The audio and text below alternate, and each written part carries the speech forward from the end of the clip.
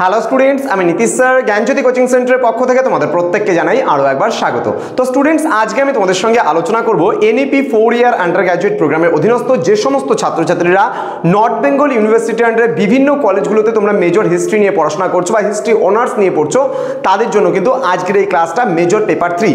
তোমরা জানো তোমাদের কিন্তু এই বছর দুটো পেপার রয়েছে, মেজর 3, মেজর 4। তো মেজর 3 থেকে আমি ধারাবাহিকভাবে কিন্তু প্রশ্ন উত্তরগুলো নিয়ে আলোচনা করছিলাম। তো আজকে ফার্স্ট টাইম যারা আমাদের ইউটিউব চ্যানেলে ভিডিওটি দেখছো তারা অবশ্যই চ্যানেলটিকে সাবস্ক্রাইব করে পাশে থাকা বেল আইকন অল প্রেস করে দাও এবং বন্ধুদের সঙ্গে ভিডিওটি অবশ্যই শেয়ার করে দাও। চলো শুরু করছি আজকের এই ক্লাসটি। তোমরা দেখতেই পাচ্ছ এনইপি সেকেন্ড সেমিস্টারের মেজর 3 হিস্ট্রিতে আজকের টপিক হচ্ছে হোয়াট ইজ স্তূপা, এবং স্তূপা থেকে একটা প্রশ্ন নিয়ে আমি আলোচনা করব। এটা কিন্তু খুব গুরুত্বপূর্ণ প্রশ্ন মৌর্য এজ থেকে বা মৌরিয়ান এজ থেকে। ঠিক আছে, বিস্তারিত ক্লাসটি আলোচনা করার পূর্বে তোমাদেরকে বলে রাখি, তোমরা যদি অনলাইনে আমাদের কাছ থেকে নোটস পত্র নিতে চাও বা ক্লাসেস করতে চাও তাহলে অবশ্যই যোগাযোগ করো। আমাদের অফিসিয়াল নাম্বার 7076398606 নাম্বার অথবা 6295916282 নাম্বারে। তোমাদের টোটাল কোর্স ফি যেটা রয়েছে নর্থ বেঙ্গল ইউনিভার্সিটির আন্ডারে যারা পড়াশোনা করছো 999 রুপিস পুরো সেমিস্টারের কোর্স ফি, কিন্তু পুরো সেকেন্ড সেমিস্টারের কোর্স ফি 999 রুপিস। এর বিনিময়ে তোমরা পাচ্ছ মেজরের পেপার, মাইনরের পেপার, এমডিসির পেপার, আইডিসির পেপার, সমস্ত কিছু এসএসসি নিয়ে পুরো প্যাকেজিংটা পাচ্ছ শুধুমাত্র 999 রুপিসে। এইবার মেজর বাদে যদি অন্য কোনো সাবজেক্টের ক্ষেত্রে কোনো একটা পেপার যদি আমরা দিতে না পারি, ধরো আইডিসি পেপারটা হচ্ছে না, তাহলে সেক্ষেত্রে তুমি পাচ্ছ 100 রুপিস জাস্ট ডিসকাউন্ট। তার কারণ কি, আমাদের মেজরের জন্যই কোর্স ফিটা নেওয়া হয়, মাইনরগুলো এমনি আমরা প্রোভাইড করে দিই স্টুডেন্টদের যারা মেজর আমাদের কাছে অ্যাডমিশনটা নেয়। কিন্তু তারপরেও অনেক স্টুডেন্ট বলে যে আইডিসি পেপারটা স্যার আপনি কেন দিতে পারলেন না। দেখো, আইডিসিতে এত পেপার আছে, আমরা সব পেপার কিন্তু করাচ্ছি না, 6 থেকে 7টা কিংবা 8টা পেপার আমরা করাচ্ছি। তার মধ্যে যদি তোমার থাকে আইডিসি পেপার তাহলে তুমি অবশ্যই পাবে। আর যদি ইকোনমিক্সের কোনো পেপার থেকে থাকে তাহলে কিন্তু সেক্ষেত্রে তুমি পাবে না। এবং আরও বেসিক্যালি 2-1টা পেপার আছে যেগুলো কিন্তু আমাদের পক্ষে দেওয়া সম্ভব না বা এত শর্ট টাইমের মধ্যে কাজ করাটাও পসিবল হয়ে উঠছে না। ঠিক আছে, সুতরাং আগের থেকে তোমরা যারা অ্যাডমিশন নেবে শুনে নেবে যে তোমাদের আইডিসি পেপারটা হবে কি হবে না। আমরা প্রথম থেকেই বলে দেবো। আর কিছু এসএসসি পেপারের ক্ষেত্রেও কিন্তু আমাদের এই সতর্কতাটা রয়েছে। কিন্তু সেক্ষেত্রে তোমাদের এই মানে পাসের যে কোনো সাবজেক্ট আমরা যদি দিতে না পারি, তুমি নিতে না পারলে তোমাকে 999 দিতে হবে। কিন্তু আমরা যদি দিতে না পারি তাহলে সেক্ষেত্রে জাস্ট 100 রুপিস ডিসকাউন্টটা তুমি পাচ্ছ। চলো আলোচনা করছি আজকের মূল বিষয়টা নিয়ে। তোমরা দেখতে পাচ্ছ এখানে একটা স্তূপের ছবি আমি অলরেডি দিয়ে দিয়েছি। এখানে তোমরা দেখতেই পাচ্ছ যে এটা কিন্তু একটা সাঁচি স্তূপের ছবি। এটার কি রয়েছে না রয়েছে ডিটেলসে আমি ডিসকাস করব তোমাদের সঙ্গে। আজকের আলোচনার বিষয় হোয়াট ইজ স্তূপা প্রশ্ন আসে কিন্তু, এবং তার সঙ্গে যে প্রশ্নটা অ্যাটাচ করে দেয় অনেক সময়, right about the main characteristics of সাঁচি স্তূপা, মানে সাঁচি স্তূপের মূল বৈশিষ্ট্যগুলো কি কি ছিল। ক্যারেক্টারিস্টিক্স মানে বৈশিষ্ট্য বা চরিত্র। ঠিক আছে, এটা জাস্ট দেখে রাখো। এইটা কিন্তু সাঁচি স্তূপের একটা গেটওয়ে বলতে পারো।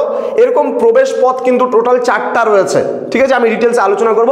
এখানে তোমরা ফ্রন্টে একটা দেখতে পাচ্ছ, একটা উল্টো সাইডে আছে, একটা এই জায়গাটায় দেখা যাচ্ছে, দেখো একটা এই সাইডটা হালকা দেখা যাচ্ছে, এবার পিছনেরটা দেখা যাচ্ছে না। তাহলে এরকম টোটাল 4টা রয়েছে মেইন স্তূপ। এই যে পিছন দিকে দেখতে পাচ্ছ একটা স্তূপের মতো আছে, এবং এটা কিন্তু তার চারদিকে বেষ্টিত একটা প্রাচীর বলতে পারো।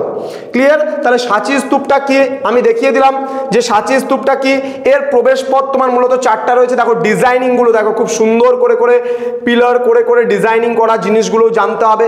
যখন তোমরা মাস্টার ডিগ্রি করবে বা ইতিহাস নিয়ে যদি আগামীতে পড়তে চাও তখন এগুলো সম্পর্কে ডিটেলস পড়বে, কোনটাকে কি বলে, কোনটাকে তোরণ বলে। যেমন গেটওয়েটাকে বলে তোরণ মানে দরজা। ঠিক আছে, ইত্যাদি বিভিন্ন নাম আছে এগুলো জিনিসের। গম্বুজ নাম আছে, যে এই জিনিসটার নাম হচ্ছে গম্বুজ বলে। এবং এটাই কি করে তৈরি করা হয়েছিল, পুরো স্ট্রাকচারটা তোমাদের উঁচু ক্লাসে পড়তে হবে। কিন্তু এখন তোমরা জাস্ট মেইন পড়বে what is stupa, right about the main characteristics of সাঁচি স্তূপা। ডিটেলসে আলোচনা করব, দেখে নাও কি বলেছে। দেখো সাঁচি স্তূপ সম্পর্কে বলছে, মৌর্য স্থাপত্যের উল্লেখযোগ্য নিদর্শন হলো স্তূপ। মৌর্য যুগের যদি আমরা বেসিক্যালি মানে কিছু আর্কিওলজিক্যাল যে মানে আমরা আর্কিটেকচারাল ডিজাইনগুলোর কথা যদি বলি, তাহলে এই আর্কিওলজিক্যাল যে আর্কিটেকচারাল ডিজাইন আছে মৌরিয়ান এজে, তো সেখানে কিন্তু আমরা বলতেই পারি স্তূপগুলোর কথা বলতে পারি। কারণ স্তূপগুলো এত সুন্দর কারুকার্য দিয়ে তৈরি হতো মৌর্য যুগে, যেটা অন্য কোনো এজে গিয়ে কিন্তু আমরা লক্ষ্য করতে পারি না বা পরিলক্ষিত হয় না। তাহলে আমরা বলবো মৌর্য স্থাপত্যের বা মৌরিয়ান আর্কিটেকচারের সবচেয়ে উল্লেখযোগ্য নিদর্শন যেটা রয়েছে সেটা কিন্তু স্তূপকে আমরা বলতেই পারি। বলছে কোনো বিখ্যাত ঘটনা বা পবিত্র স্থান বা দেহাবশেষ সুরক্ষিত রাখার জন্য বৌদ্ধ এবং জৈনরা ইট ও পাথর দিয়ে কিন্তু স্তূপ নির্মাণ করত। তাহলে কি মনে করো কোনো একজন কেউ মারা গেল, যেমন আমরা বিভিন্ন খ্রিস্টানদের মধ্যে দেখি বা ইসলাম ধর্মাবলম্বীদের মধ্যে দেখি, কেউ মারা গেলে কি হয়, কবরস্থানে তার ওপরে কিন্তু একটা ঢিপ করে এরকম চারকোনা জাস্ট করে রাখে এবং জিসাসের মতন এটা একটা প্লাস করে দেয় খ্রিস্টানদের ক্ষেত্রে। ইসলামদের ক্ষেত্রেও কি করে, জাস্ট একটা মানে করে মানে ওই ভিত্তি প্রস্তর করে কিন্তু নির্মাণ করা হয়। কিন্তু আমরা যদি বৌদ্ধ বা জৈনদের ক্ষেত্রে দেখি, তাহলে তারা কি করতো, মৃতদেহকে ভেতরে রেখে তাহলে তার উপরে কি করতো, এরকম টাইপের একটা গম্বুজ টাইপের করে দিত। এই সাঁচি স্তূপটাও কিন্তু অনেকটা ওই নিদর্শনই আমরা বলতে পারি। হ্যাঁ, কি বলছে, বৌদ্ধ গ্রন্থ মহাবংশ থেকে জানা যায় যে সম্রাট অশোক 84,000টি স্তূপ নির্মাণ করেছিল। তারা ভাবো, একটা দুটো স্তূপ নির্মাণ করেনি, 84,000, 84,000। তাহলে টোটাল স্তূপ তিনি নির্মাণ করেছিল 84,000। তাহলে কি বিশাল বিশাল স্তূপ তিনি কিন্তু বানিয়েছিল বা নির্মাণ করেছিল। তাহলে মৌর্য যুগের শিল্পকলার নিদর্শন বা আর্কিটেকচারাল ডিজাইনের মধ্যে আমি অবশ্যই স্তূপের কথা বলতেই পারি নির্দ্বিধায়। তো বলছে কালের প্রকোপে কিন্তু আজ এর সামান্যই টিকে আছে। তাহলে মানে সেই মৌরিয়ান এজ তো কোন কালে, তাই না, অনেক দিনের ব্যাপার। তাহলে এখন কিন্তু প্রায় সব কিন্তু ধূলিসাৎ হয়ে গেছে।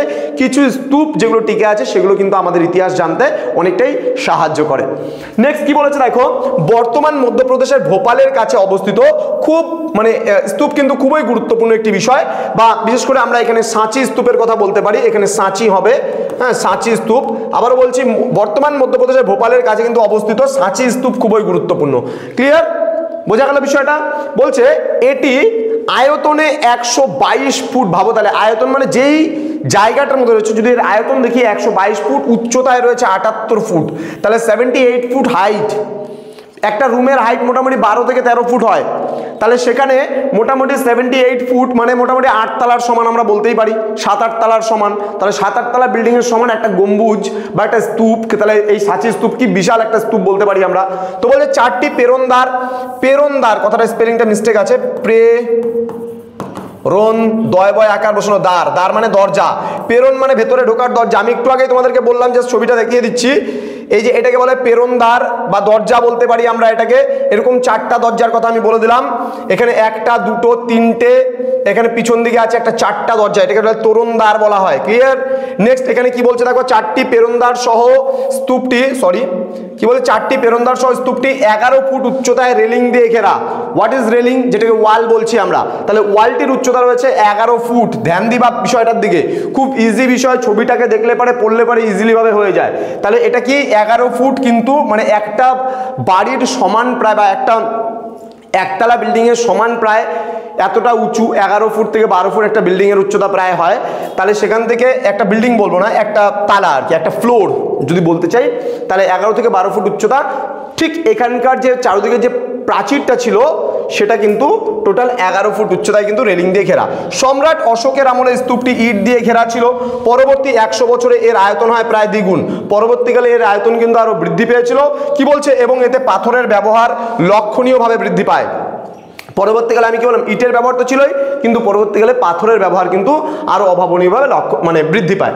তো এই যে আজকের ক্লাসটি ছিল, তোমাদের যদি স্তূপ সম্পর্কে আসে তাহলে কিন্তু অবশ্যই এটা 3 মার্কসের জন্য কিন্তু আসবে। বোঝা গেল, 3 মার্কসের, কিন্তু এর বেশি কিন্তু আসবে না তোমাদের। তো স্টুডেন্টস, এই ছিল আজকের ক্লাস, যেখানে আমি তোমাদের সঙ্গে আলোচনা করলাম 3 মার্কসের হোয়াট ইজ স্তূপা এবং কি সাঁচি স্তূপের কিছু ক্যারেক্টারিস্টিক্স। ওকে, তো স্টুডেন্টস, তোমরা যারা ভাবছো যে জ্ঞানজ্যোতি কোচিং সেন্টারে তোমরা অ্যাডমিশন নেবে, হিস্ট্রি অনার্স নিয়ে পড়ছো, সময় নষ্ট না করে আজই যোগাযোগ করো আমাদের সঙ্গে। আমাদের অফিসিয়াল নাম্বার 6295916282 এবং 7076398606 নম্বরে দেখা হচ্ছে তোমাদের সঙ্গে খুব তাড়াতাড়ি আরো একটা নতুন ক্লাস নিয়ে। তোমরা প্রত্যেকেই ভালো থেকো, সুস্থ থেকো। Thank you so much, thanks for watching after all, thank you.